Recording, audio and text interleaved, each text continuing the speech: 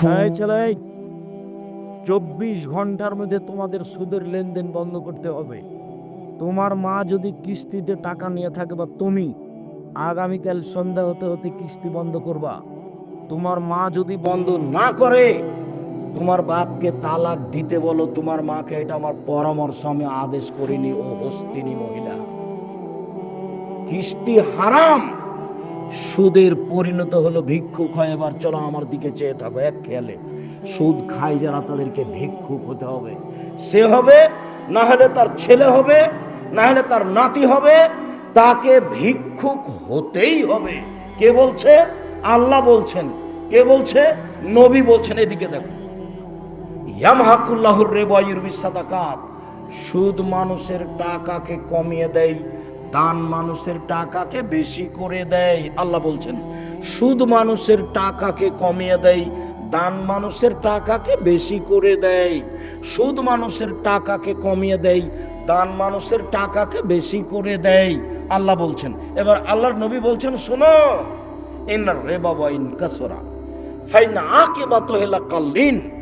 সুদ যদিও বাহ্যিকভাবে দেখা যায় টাকা বাড়ছে, কিন্তু তার শেষ পরিণতি নিঃস্ব। সুদ যদিও বাহ্যিকভাবে দেখা যায় টাকা বাড়ছে, কিন্তু তার শেষ পরিণতি নিঃস্ব। শুনুন, আল্লাহ বললেন সুদ খেলে টাকা কমে যাবে, আর আল্লাহর নবী বলছেন সুদ খেলে মানুষ নিঃস্ব হবে। আমি বলছি দুটার সমন্বয়ে সুদ খাবে যারা, তাদেরকে একদিন ভিক্ষা করে খেতে হবে, আজ হোক আর কাল হোক। হয় ভিক্ষা সে করবে, না তার ছেলে করবে, না তার ছেলে করবে, টাকা থাকবে না। সুদ খেলে দেশের সব টাকা দুই একজন লোকের কাছে যাবে, বাকিগুলো নিঃস্ব হয়ে যাবে। সুদ খেলে পৃথিবীর টাকা পৃথিবীর দুই একটা বড় বড় দেশে চলে যাবে, বাকি দেশগুলি দেউলিয়া হয়ে যাবে। এটাই হলো সুদের পরিণাম। এ কথা আল্লাহ বলেন, এ কথা নবী বলেন। শুনুন, সেই কালে ইহুদি খ্রিস্টানেরা বলেছিল যে ইন্নামাল বায়ু মিথলু রেবা। আরে শোনেন, সুদ হলো ব্যবসার মতো। শোনেন, সুদ হলো ব্যবসার মতো। কেন? ব্যবসা তো টাকা বাড়ে, সুদেও টাকা বাড়ে, ব্যবসা তো টাকা বাড়ে, সুদেও টাকা বাড়ে। তখন আল্লাহ বলছেন, না না না না না, আহলাল্লাহুল বাইয়া ওয়া হাররামা রিবা। আল্লাহ সুদকে চিরদিনের জন্য হারাম করেছেন, ব্যবসাকে চিরদিনের জন্য হালাল করেছেন। আল্লাহ সুদকে চিরদিনের জন্য হারাম করেছেন, আর ব্যবসাকে চিরদিনের জন্য হালাল করেছেন। শুধু হালাল নয়, এক মিনিট, শুধু হালাল নয়, আমাদের নবী মুহাম্মদ সাল্লাল্লাহু আলাইহি সাল্লাম বলেন, আত-তাজির আস-সাদিক এখনো ইয়াউমুল কিয়ামা শুহাদা সিদ্দিকুন আল আম্বিয়া। সত্যবাদী ব্যবসায়ীরা বিচার মাঠে নবীর সাথে থাকবেন। সত্যবাদী ব্যবসায়ীরা বিচার মাঠে কাদের সাথে থাকবেন? নবীগণের সাথে থাকবেন, শহীদদের সাথে থাকবেন, সিদ্দিকের সাথে থাকবেন। সত্যবাদী ব্যবসায়ীরা নবীগণের সাথে থাকবেন। শুধু তাই নয়, আল্লাহ রাসূল আবার বলছেন, পৃথিবীর মানুষ শুনে রেখো, আত্তেজার আত্মাল কিজওয়াল হালাফ। ব্যবসা অনেক সময় মিথ্যা কথা চলে আসে, ব্যবসায় অনেক সময় কসম চলে আসে। অতএব তোমরা দান করে করে এটা মিটিয়ে দাও। আল্লাহ নবী এভাবে বলছেন। তাহলে ব্যবসা কত ভালো জিনিস, আর সুদ কত খারাপ জিনিস। যারা সহযোগিতা এসেছে তাদের একটু সহযোগিতা করেন। আমি সেদিকে সহযোগিতা করলো, আমার দিকে চেয়ে থাকবেন। আমি কথার শেষের দিকে, তবে মাঝামাঝি থেকে একটু আগে আছি। রাসূল সাল্লাল্লাহু আলাইহি সাল্লাম বলেছেন, সুদ খায় যে তার উপরে অভিশাপ, সুদ দেয় যে তার উপরে অভিশাপ, সুদের সাক্ষী থাকে যে তার উপরে অভিশাপ, সুদের অঙ্ক কষে যে তার উপরে অভিশাপ। হোমসাওয়া সবাই সমান। সুদ দাতা যেভাবে পাপী, সুদ গ্রহিতা সেভাবে পাপী, সুদের সাক্ষী সেভাবে পাপী, সুদের কলম সেভাবে পাপী। সবাই সমান। সম্মানিত দিনী ভাই বোন, বাংলাদেশে এমন কোনো ব্যাংকিং ব্যবস্থা নেই, এমন কোনো ইন্স্যুরেন্স নেই যেটা সুদ থেকে মুক্ত। বাংলাদেশে সব ব্যাংকিং ব্যবস্থা সুদের সাথে জড়িত। বাংলাদেশে সব ইন্স্যুরেন্স সুদের সাথে জড়িত। একটু।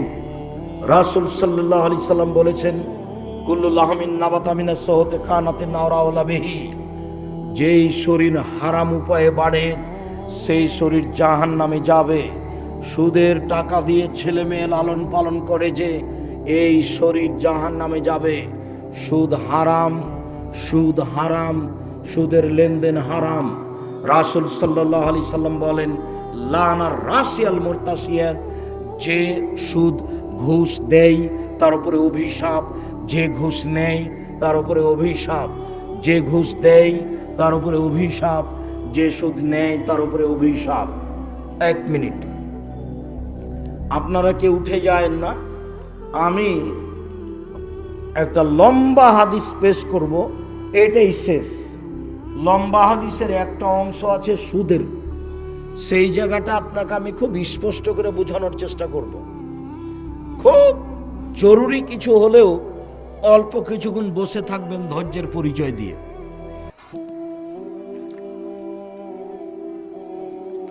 তোমরা যারা রাখা উঠাতে গেছো একটু তাড়াতাড়ি করো। সম্মানিত দিনী ভাই বোন, যারা আপনাদের কাছে সহযোগিতায় গেছেন আপনারা করেন, আর আমার দিকে খেয়াল করেন। আমি হাদিসটা শুরু করলাম, লম্বা হাদিস। সামরা ইবনে জুনদুব রাদিয়াল্লাহু তাআলা আনহু বলেন, কানান নবী সাল্লাল্লাহু আলাইহি ওয়াসাল্লাম ইজা সাল্লা আকবালানা আলা নবী ওয়াজহি, আল্লাহর নবী যখন ফজরের সালাত আদায় করতেন তখন আমাদের মুখামুখি বসতেন। আমাদের মুখামুখি বসে জিজ্ঞাসা করতেন, তোমরা কেউ স্বপ্নে কিছু দেখেছো? তো আমরা কেউ যদি স্বপ্নে কিছু দেখতাম তখন তিনি আমাদের স্বপ্নের তাবির করে দিতেন। একদিন সকালে তিনি আমাদেরকে বলছেন, এই সঙ্গী সাথী শোনো, তোমরা গত রাত্রে স্বপ্নে কিছু দেখেছো? আমরা বললাম, জি না, আজকে স্বপ্নে আমরা কিছু দেখিনি। তখন আল্লাহ রাসূল বলছেন, লাকিন্নি, তবে আমি রাতে 2টা লোককে দেখেছি। এবার আল্লাহর নবী নিজে স্বপ্ন দেখেছেন সেটা বলছেন। 2জন লোক এসে আমার 2 হাত ধরলো, 2 হাত ধরে আমাকে টেনে নিয়ে যাচ্ছে। যেতে যেতে দেখি একটা লোক বসে আছে আর একটা লোক দাঁড়িয়ে আছে। যে লোকটা দাঁড়িয়ে আছে তার হাতে লোহার বাঁকা একটা লাঠি আছে। ফায়াসুকফি সিদ্দিহি, লোহার বাঁকা লাঠিটা তার মুখের ডান দিকে ঢুকিয়ে চিরে পিছন দিকে নিয়ে যাচ্ছে। আবার এখান থেকে উঠিয়ে বাম দিকে লাগিয়ে চিরে পিছন দিকে নিয়ে যাচ্ছে। দেখা যায় ডান দিক ঠিক হয়ে গেছে। আবার লাঠিটা ডান দিকে লাগিয়ে চিরে ফেলছে। আমি বললাম, একই দৃশ্য। তো তারা 2জন বললেন, চলেন পরে কথা হবে। আমি চলতে থাকলাম। যেতে যেতে দেখি একটা লোক চিত হয়ে শুয়ে আছে, আর একটা লোক পাশে দাঁড়িয়ে আছে, তার হাতে একটা বড় পাথর আছে। যখনই পাথরটা মাথার উপরে মারছে, মাথাটা ভেঙে একবারে চৌচির হয়ে যাচ্ছে, আর পাথরটা ছিটকে দূরে চলে যাচ্ছে। ও পাথরটা আনতে না আনতেই দেখে মাথা ঠিক হয়ে গেছে। আবার মারছে, আবার ফেটে যাচ্ছে। তো আমি বললাম, একই দৃশ্য। তারা 2জন বললেন, চলেন, চলতে থাকেন। আমি কিছু না বলে চলতে থাকলাম। যেতে যেতে দেখি উপরের দিক সংকীর্ণ, নিচের দিক প্রশস্ত, ভিতরে আগুন জ্বলছে, দাদা দাদা দাদা করে আগুন জ্বলছে। মনে হচ্ছে যে ওর ভিতরে যা কিছু আছে সব বাহির হয়ে পড়ে যাবে। আবার যখন আগুনটা কমে যাচ্ছে তখন সব ভিতর দিকে চলে যাচ্ছে। দেখি সেখানে পুরুষ এবং নারী উলঙ্গ অবস্থায় জমা ধরে আছে। এভাবে পুরুষ এবং নারী উলঙ্গ অবস্থায় জমা ধরে জ্বলছে, আগুনে জ্বলছে, দাদা দাদা করে উপরে চলে যাচ্ছে, আবার নিচে আসছে, আবার উপরে চলে যাচ্ছে। তা আমি বললাম যে এটা কি? তারা 2জন বললেন, চলতে থাকেন। আমি কিছু না বলে চলতে থাকলাম। যেতে যেতে দেখি একটা রক্তের নদী, নদীতে শুধু রক্ত, পানি নেই। দেখি রক্তের নদীর পাশে একটা লোক আছে, ওর হাতে একটা পাথর আছে। দেখি রক্তের নদীর মাঝামাঝিতে একটা লোক আছে। ওই লোকটা যতবার উঠার চেষ্টা করছে, পাশ থেকে পাথর মেরে তার মুখের উপরে মেরে মুখটা ভেঙে দিচ্ছে, আর পাথরের ধাক্কা খেয়ে ও মাঝামাঝিতে চলে যাচ্ছে। তো দৃশ্য দেখাম, বললাম এ কি? তারা 2জন বললেন, চলেন, চলতে থাকেন। চলতে চলতে দেখলাম একটা বড় বাগান, সবুজ বাগান, খুব বড় বাগান। দেখি একটা বড় গাছ, গাছের পাশে একজন বৃদ্ধ মানুষ বসে আছেন, সামনে কতগুলি ছেলে আছে, পাশে একটা লোক লোহার লাঠি হাতে করে আছে, এইভাবে আগুনকে উত্তেজিত করছে। এরপরে তারা দুইজন আমাকে গাছের উপর দিকে নিয়ে চলে গেল। খুব সুন্দর টকটকে একটা ঘরে ঢুকিয়ে দিল। এত সুন্দর ঘর আমি দেখিনি। সেই ঘরের ভিতরে আছে যুবক, যুবতী, বৃদ্ধ, পুরুষ, নারী, ছেলে, মেয়ে, সব ভর্তি। ওরা আমাকে সেই ঘর থেকে বের করে নিল, আরো উপর দিকে নিয়ে চলে গেল, আরেকটা ঘরে ঢোকালো। পরের ঘরটা আগের চেয়ে অনেক অনেক অনেক সুন্দর। সেখানে আছে যুবক আর বৃদ্ধ মানুষ। আমি বললাম, এই শোনো, আসবের নাম্বার আয়তল্লাইলাতা, এতক্ষণ পর্যন্ত রাতে যা কিছু দেখলাম তোমরা আমাকে বলে দাও। কালা নাম। তারা দুইজন বললে, জি হ্যাঁ, আপনাকে এখন সব বলে দেব। ওই যে দেখলেন, যে লোকটার মুখের ডান দিকে লাঠি ঢুকিয়ে চিরে দেওয়া হচ্ছিল, বাম দিকে লাঠি ঢুকিয়ে চিরে দেওয়া হচ্ছিল, ফারাজুলুন কাদ্দাব, ও মিথ্যুক, মিথ্যা কথা বলতো। যারা দুনিয়াতে মিথ্যা কথা বলছে তাদের বিচারের দিন পর্যন্ত এইভাবে মুখকে চিরে ফেলা হবে। আল্লাহর নবী বলেছেন, কেউ যদি মজাক করে হলেও মিথ্যা না বলে, আমি মুহাম্মদ সাল্লাল্লাহু আলাইহি ওয়াসাল্লাম তাকে একটা জান্নাতে ঘর নিয়ে দিব। তারপরে যে আপনি দেখলেন একটা লোক চিত হয়ে শুয়ে আছে, পাথর দিয়ে তার মাথাকে ভেঙে দেওয়া হচ্ছে। উনি হচ্ছেন আলেম মানুষ, মাওলানা মানুষ। উনি তার ইলম অনুযায়ী আমল করতো না, সেই জন্য তার মাথাকে ভেঙে চৌচির করে দেওয়া হচ্ছে।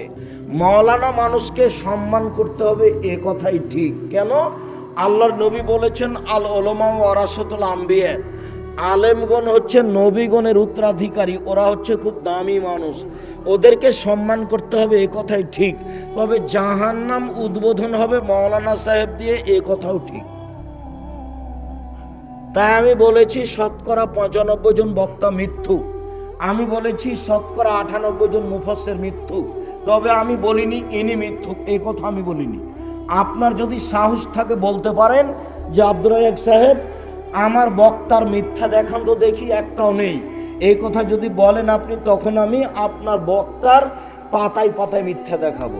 এই যে 30 বছর থেকে দেখিয়ে আসছি, 34 বছর থেকে, যে দেশে কোরআন মাজিদে মিথ্যা দোয়া লেখা থাকে, 30 বছর থেকে চ্যালেঞ্জ দিয়েছি, কোনো মায়ের বেটা যদি জন্ম নিয়ে থাকে মাটির উপরে দিয়ে বলতে পারে যে এটা রাসূলের দোয়া, সেদিন থেকে আমি আর চাঁদ পড়া কেন, জীবনে কোনোদিন আর ঘর থেকে বাইরে যাব না।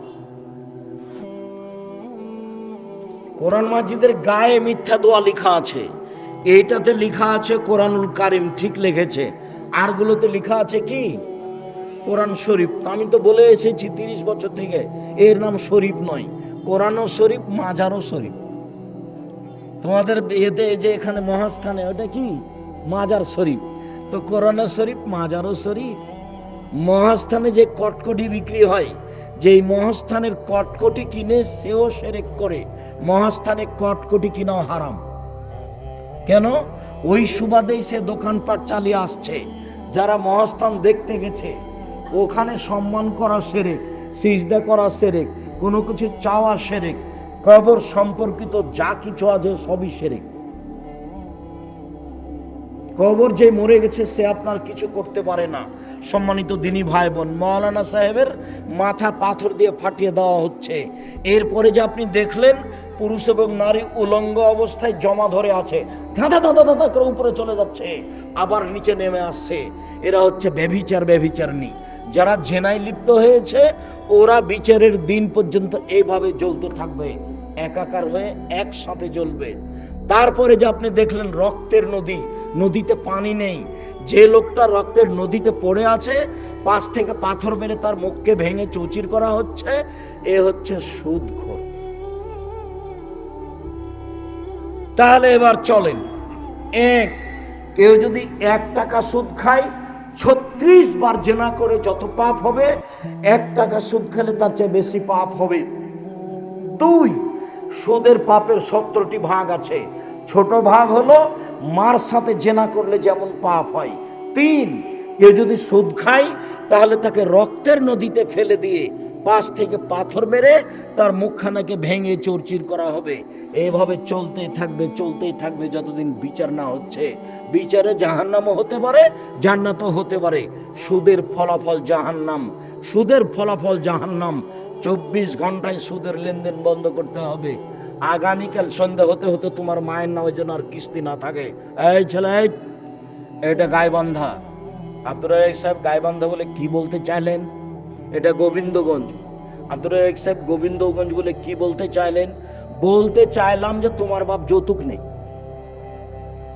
তোমার শ্বশুরের কাছে টাকা নেই, তো তোমার বাপ ভিক্ষা করে খেতে পারে না? ভিক্ষা করে খাবে, মানুষের কাছে হাত পাত দেয়। ভিক্ষা করে টাকা দিয়ে চাউল কিনে ভাত খেয়ে ইবাদত কবুল হবে, যৌতুকের টাকা দিয়ে চাউল কিনে ভাত খেয়ে ইবাদত কবুল হবে না। যৌতুকের টাকা দিয়ে চাউল কিনে ভাত খেয়ে ইবাদত কবুল হবে না। যৌতুকের টাকা দিয়ে চাউল কিনে ভাত খেয়ে ইবাদত কবুল হবে না। আগামীকাল সন্ধ্যা হতে হতে শ্বশুরের যা কিছু নিয়েছো, খাট খাটলা, চুকি বাক্স, আলমারি, ফার্নিচার, সাইকেল, মোটরসাইকেল, টাকা পয়সা সব ফেরত দিবা। তোমার শ্বশুর বলে খুশি হয়ে তোমাকে মোটরসাইকেল দিয়েছে। তোমার শ্বশুর ভিক্ষুককে মোটরসাইকেলটা দিতে পারে না, ভিক্ষুক পায় না। আব্দুর রাজাক সাহেব, আপনি আমাদের জামাই, আমাদের গ্রামের, এত আপনি আমাদেরকে দুর্বল ভাবছেন কেন? দুঃখিত, আমি দুর্বল ভাবিনি। আপনি তো আর টাকা পয়সা নেননি, আমি খুব শক্ত মানুষ। একটা লোক এসে বলছে যে আপনার ইন্টারভিউ নিতে এসেছি, তো আমি অবাক হয়ে গেছি। আপনি ইন্টারভিউ নেবেন মানে? আমি সম্পদ বন্টনের উপরে ডক্টরেট করব, তো আপনার নামটা লিখবো আগে। তো আপনি কি আপনার বোনদেরকে জমি দিয়েছেন? তখন আমি বলছি আমার বাপকে কবর দিয়ে বাড়িতে এসে আগে জমি ভাগ করেছি, তারপরে খেয়েছি। যদিও জমি আমি চিনি, টুকটাক আমার ছোট ভাই চিনে না। আমরা কোনোদিন জমি জায়গায় যাই না, জমি আবাদ করতে যাই না, খোঁজ নি না, কি হয় জানি না। আমার মা পছন্দ করতেন না, আমরা একটা খোঁজ খবরই নি না। আমার ছোট ভাই বরিশাল মডেল কলেজ, সরকারি কলেজের শিক্ষক, কোনোদিন জিজ্ঞাসাও করে না কি হয় না হয় জমিতে। তো জমি ভাগ করেছি, মরার পরে মাটি দিয়ে এসে প্রথমে কি করেছি, জমি ভাগ করেছি, তারপরে খেয়েছি রাতে। এই ছেলে, তোমার দাদা মারা গেছে 15 শতক জমি রেখে, তোমার বাপ নিবে 10 শতক, আর তোমার ফুফু নিবে কতখানি? 5 শতক। তোমার বাপ নিবে সকালে আর তোমার ফুফু নিবে বিকালে, এরকম না সাথে সাথে? তো সকাল বিকাল যদি প্রমাণ না হয়, তাহলে তোমার দাদা 10 বছর হলো মরা, এখন পর্যন্ত জমি ভাগ হয়নি, মানে কি দেখাতে চাচ্ছ? এর নাম গাইবান্ধা, এর নাম রংপুর। খালি যদি বোনেরা জমি চায় তাহলে মাথায় খারাপ, বের হ বের হ বের হ বের হ, আর আসবে না এই বাড়িতে, লেনদেন সম্পর্ক বন্ধ। ও হলো ছেলে, তোমার বাপ হলো ছেলে, আর তোমার ফুফু হলো মেয়ে, এরা ভাই বোন। 1 ঘন্টা আগে পিছে জমির ভাগের কোনো সুযোগ নেই, সম্পদের ভাগের কোনো সুযোগ নেই। বছর বছর তোমার বাপ খাচ্ছে, তোমার বাপ কাজ বলে দিও, আব্বা ভাগ্য ছেড়ে আসেনি, ভাগ্য নিয়ে এসেছি। একদিন ফুফুর জমি খাবো না, একদিন 1 ঘন্টা খাবো না। আমি কি ভাগ্য ছেড়ে এসেছি না ভাগ্য নিয়ে এসেছি? আব্বা আমি দিন মজুরি করে খেতে পারি না, বলে হ্যাঁ খেতে পারো, হ্যাঁ সেটাই রাজি, ফুফুর জমি খাবো না।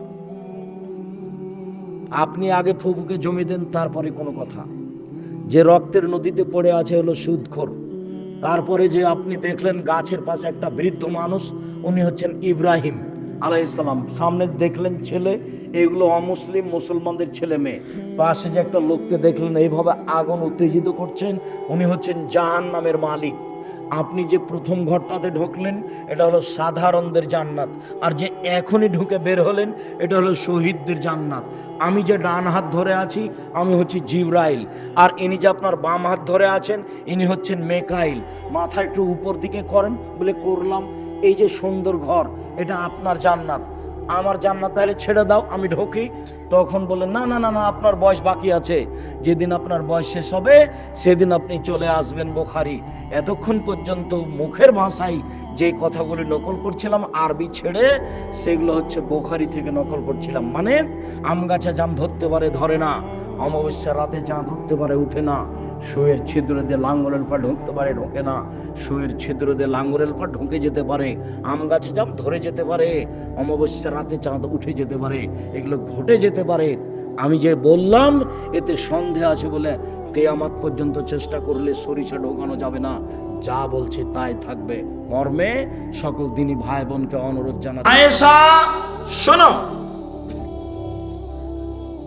আসাদ্দ আযাবিন ইয়াউমাল কিয়ামা আল্লাযীনা ইউসাব্বিরুনা, বিচারের মাঠে সবচেয়ে বেশি শাস্তি হবে ওদের যারা ছবি মূর্তি তৈরি করে। এক, আয়েশা ওয়া ইউকালু লাহুম আইহুমা খালাকতুম, দুই, যারা ছবি মূর্তি তৈরি করে তাদেরকে আত্মা দিতে বাধ্য করা হবে। তিন, ইন্নাল বাইতাল্লাযী ফিহা সূরা লা তাদখুলু, যেই বাড়িতে ঘরে কুকুর থাকে, ছবি মূর্তি থাকে, সেই ঘরে প্রবেশ করে না ফেরেশতা। এক, প্রথম হৃদয় স্তর, বুখারী মুসলিমের হাদিস, দরজায় আপনাকে দাঁড়িয়ে যেতে হবে, ভিতরে ঢুকতে পাবেন না। বা ঘরের দরজা দেখতে পাচ্ছেন যে ঘরে এরকম চাদর আছে, বিছনা আছে, বালিশ আছে, আয়না আছে, দরজায় আজকে দাঁড়াতে হবে, ঘরের দরজায়। এই শোনো, ওই যে এটা নিয়ে আসো তো, তোমার ওই যে কাতল মাছের আয়না খান নিয়ে আসো, আগে ভাঙবো তারপরে। মুনাফিক হয়েও না, এটাই করতে হবে। মুনাফিকি করে কোনো লাভ নেই, সবচেয়ে বড় পাপ। ইবনে আব্বাস রাদিয়াল্লাহু তাআলা আনহু বলেন, এইবার আল্লাহর নবী ঢুকলেন না ছবি মূর্তি থাকার কারণে। এইবার রসুলের বাড়িতে জিবরাইল ঢুকবেন না। বুঝাতে পারি না, আল্লাহর রাসূল ঢুকলেন না বাড়িতে, কেন? ছবি মূর্তি থাকার কারণে। এইবার জিবরাইল ঢুকবেন না আল্লাহ রাসূলের বাড়িতে কুকুরের কারণে। এ দেখেন, শুরু হলো বুখারী মুসলিমের হাদিস। ইবনে আব্বাস রাদিয়াল্লাহু তাআলা আনহা বলেন, আখবারাতনি মাইমুনা, মাইমুনা একদা বললেন যে আসবাহা রাসূলুল্লাহ সাল্লাল্লাহু আলাইহি ওয়াসাল্লাম ওয়াজিমান, আমি একদা আল্লাহ রাসূলকে সকাল করতে দেখলাম চিন্তিত অবস্থায়, মুখখান খুব ভারী ভারী চিন্তিত। আমি মাইমুনা বললাম, আল্লাহর নবী, ইস্তানকারতু হাইয়াতাকা মুনজুল ইয়াউমে, সকাল থেকে মুখখান বিবর্ণ দেখছি কেন? আপনার চেহারাটা যেন কেমন কেমন হয়ে গেছে সকাল থেকে, এমনটা দেখছি কেন? স্ত্রীতে বলছেন মাইমুনা।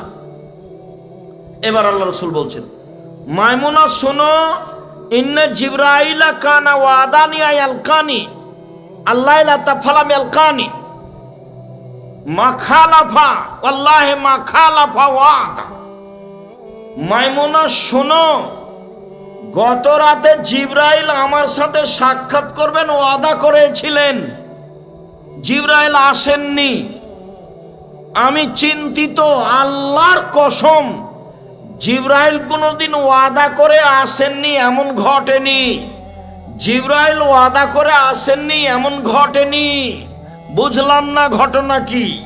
ফাদাল্লা ইয়াউমাহু যালিকা আলা যালিকা, দিন পার হয়ে যাচ্ছে চিন্তিত অবস্থায়। হঠাৎ করে মনে পড়ল, খাটের নিচে মনে হয় একটা কুকুরের বাচ্চা আছে। ফা মারা বেই ফা উখরে যা, কুকুরের বাচ্চাটাকে সরানোর আদেশ করা হলো। ফা খাজাল মা বেয়াদিহি, নিজে হাতে তিনি পানি নিলেন।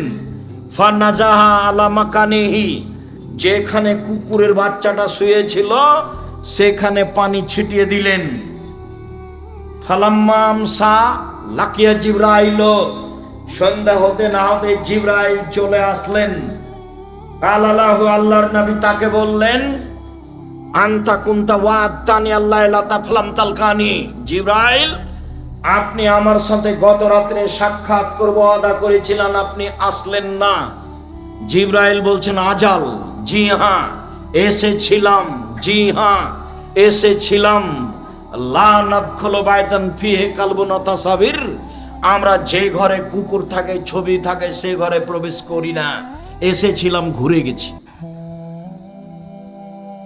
হাদিস বুখারী মুসলিম। বোঝা যায় না মনে হয়? হ্যাঁ বাচ্চা, এই ছেলে কি ঢং দেখাচ্ছ? আপনারা খুব খেয়াল করবেন, আমরা তো শেষের দিকে চলে এসেছি। তোমার এমন কি অধৈর্যের ব্যাপার ঘটে গেল? তোমার মা মারা গেলে একটু ধৈর্য ধারণ করো, এটা যেটা শুনছো সেটা ফরজ, মাটি দিতে হবে এটা ফারজে কিফায়া, এক স্তর নিচে আছে। কিছুক্ষণ পরে শেষ হয়ে যাবে, তখন মায়ের জানাজা মাটি টাটি দেওয়া কাজ শুরু করবে।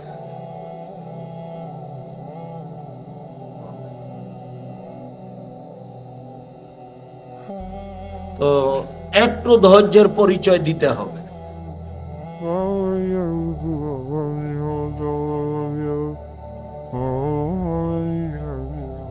সালেম ইবনে আব্দুল্লাহ ইবনে সালেম বলছেন যে আরাস্ত ফি আহাদে আবি, আমি অলিমার ব্যবস্থা করলাম আমার বাপের জীবদ্দশায়, মানে আমার আব্বা আমার বিবাহের অলিমার ব্যবস্থা করলেন। ফাআদানা আবিয়ান নাসা, আমার আব্বা জনগণকে দাওয়াত দিয়েছিলেন। ওয়াকানা আবু আইয়ুব আনসারী ফিমা আদানা, যাদের দাওয়াত দিয়েছিলেন তার মধ্যে ছিলেন বিশিষ্ট সাহাবী আবু আইয়ুব আনসারী। অসতেরা বাইতি বেনেজাদিদ আখজারা, তো আমার অলিমার কারণে আমাদের বাড়িটা সাদা সবুজ চাদর দিয়ে সাজানো হয়েছিল। আমাদের বাড়িটা কেমন চাদর দিয়ে সাজানো হয়েছিল? সবুজ চাদর দিয়ে। যার কারণে যেসব জালসা বক্তব্যে অনেক দিন পর্যন্ত, অনেক দূর পর্যন্ত আলোকসজ্জা বাল্ব দেওয়া থাকে, আমি তাৎক্ষণিক সেগুলো ভেঙে ফেলতে বলি। স্টেজ সাজানো থাকলে ফুল দিয়ে, তাকে আমি খুলে ফেলতে বলি। এই দেখেন তার প্রমাণ, নগদ, এক খেলে চেয়ে থাকবেন, নগদ প্রমাণ। আবু আইয়ুব আনসারী বিশিষ্ট সাহাবী, উনি আমার আব্বা দাওয়াত দিয়েছিলেন মর্মে ফাঁকবালা, আসলেন আমাদের বাড়িতে। ফাদা খালা, তিনি বাড়িতে ঢুকলেন। ফারানি কায়মান, দেখলেন আমি এক জায়গায় দাঁড়িয়ে আছি। ফাত্তালা, ঢুকে তিনি এদিক ওদিক দেখলেন। ফাররা আ কাদ সতেরাত বাইতি আও বাইতুনা মুসাত্তিরান বেনেজাদিন আখজা, দেখলেন আমাদের বাড়িটা সবুজ চাদর দিয়ে সাজানো আছে। তো তিনি আমার আব্বাকে বললেন, ইয়া আবা আব্দুল্লাহ তাস্তরুনা বিন্নেজাদ আল জোদরা, বাড়ির দেওয়ালগুলিকে সবুজ চাদর দিয়ে ঢেকে রেখেছ? এবার উনি উত্তর বলছেন, আবি ওয়াস্তাহি, আমার আব্বা লজ্জা লজ্জা করে বলল, আমার আব্বা লজ্জা চোখে বলল, গালাবাতনান নিসাও, মহিলারা আমার উপরে জয়ী হয়েছে, আমি না করেছিলাম পারিনি, মহিলারা আমার উপরে জয়ী হয়েছে। তখন আবু আইয়ুব আনসারী বলছেন, ও আবু আব্দুল্লাহ, যারা মহিলার কাছে পরাজয় হবে, লাম আকসা আলাইকা আন তাগলিবনাকা, আপনি মহিলাদের কাছে পরাজয় হবেন এটা আমি মনে করিনি। যারা মহিলাদের কাছে পরাজয় হবে আপনি তার মধ্যে নন, এটা আমি মনে করেছি, আমি তার মধ্যে আপনাকে মনে করিনি। শোনেন আবু আব্দুল্লাহ, শোনেন, লাম আদখুলু বাইতাকুম, আমি তোমাদের বাড়িতে ঢুকবো না, ওয়ালা আতামালাকুম তামান, তোমাদের খাদ্য খাবো না। ফা খারাজা, তারপর তিনি বের হয়ে গেলেন। কি বুঝলেন? দাওয়াত দিয়েছে, যেতে হবে ঠিকই, গিয়ে দেখছেন ছবি উঠাচ্ছে, ফিরে আসতে হবে, এটাও ঠিক। দাওয়াত কবুল করতেই হবে। দাওয়াত কবুল করে না যে সে নাফরমান। তো গিয়ে দেখছেন এমন এমন, ফিরে আসবে না যে সেও নাফরমান, ফিরে আসবে না যে সেও নাফরমান। এ দেখেন, এ দেশে একটা বই পাওয়া যায়, উপদেশ, দেখেন ছবি মূর্তিতে হাদিস লেখা আছে।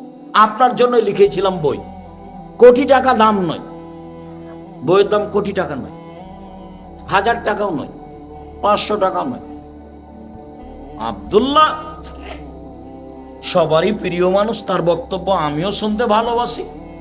ওর মিন্নাতুল বারি অনেক গুরুত্বপূর্ণ, বুখারীর ব্যাখ্যা, সেইটা 500 টাকা হতে পারে, 300 টাকা হতে পারে। আমি সাধারণ মানুষ, আমার বই পুস্তকের দাম এত নয়।